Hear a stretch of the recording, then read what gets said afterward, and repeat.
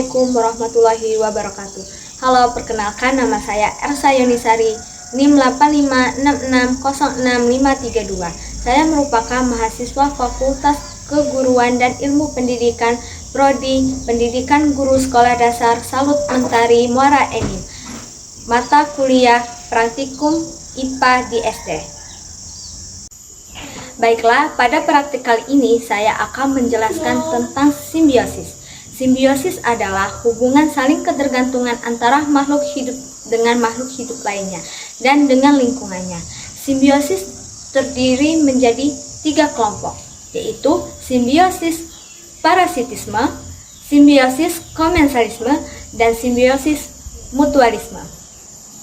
Pada praktik kali ini saya akan mengidentifikasi 3 simbiosis tersebut. Baiklah, saya akan menjelaskan simbiosis parasitisme. Simbiosis parasitisme adalah hubungan antara dua makhluk hidup di mana satu makhluk hidup merasa dirugikan sedangkan makhluk hidup lainnya merasa diuntungkan. Salah satu contohnya adalah ulat dan jambu.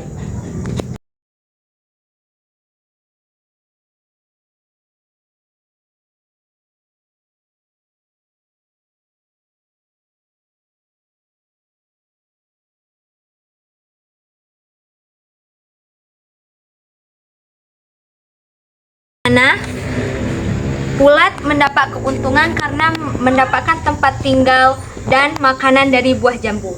Sedangkan buah jambu merasa dirugikan karena merusak buah dan kualitas pada buah tersebut.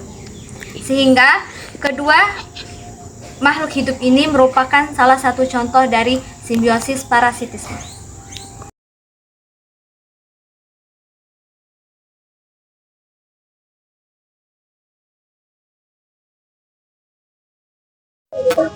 Di sini saya akan memperlihatkan contoh simbiosis parasitisme pada hewan dengan hewan, yaitu adalah kucing dengan kutu.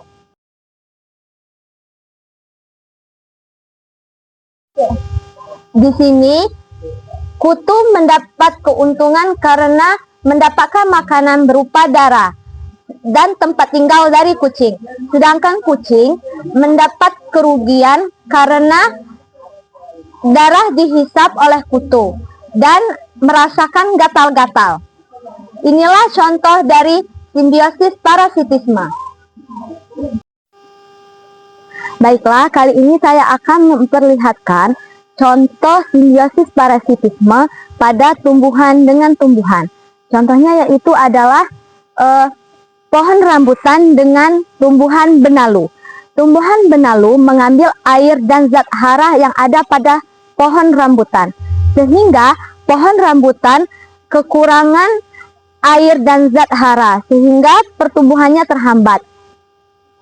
Dengan itu, pohon rambutan mengalami kerugian, sedangkan tumbuhan benalu mengalami keuntungan.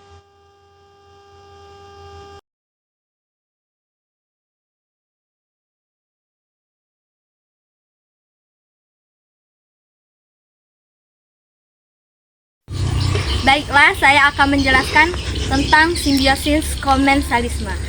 Simbiosis komensalisme adalah hubungan antara dua makhluk hidup di mana satu makhluk hidup merasa diuntungkan, sedangkan makhluk hidup lainnya tidak merasa diuntungkan ataupun dirugikan.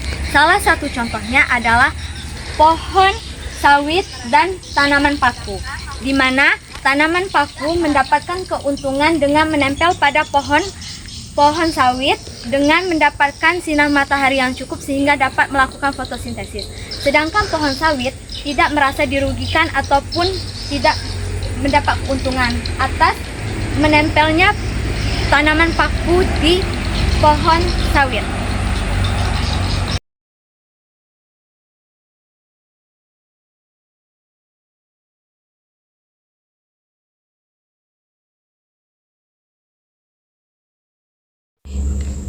Baiklah, saya akan menjelaskan simbiosis mutualisme. Simbiosis mutualisme adalah hubungan antara dua makhluk hidup yang saling menguntungkan satu sama lainnya. Salah satu contohnya adalah tanaman lidah buaya dan hewan cacing tanah, di mana cacing tanah membuat tanah menjadi gembur sehingga akar dapat menyerap air dan udara untuk tumbuh. Sedangkan cacing mendapat tempat tinggal dan mendapat makanan dari sisa tumbuhan. Jadi, kedua makhluk hidup ini mendapat sama-sama keuntungan.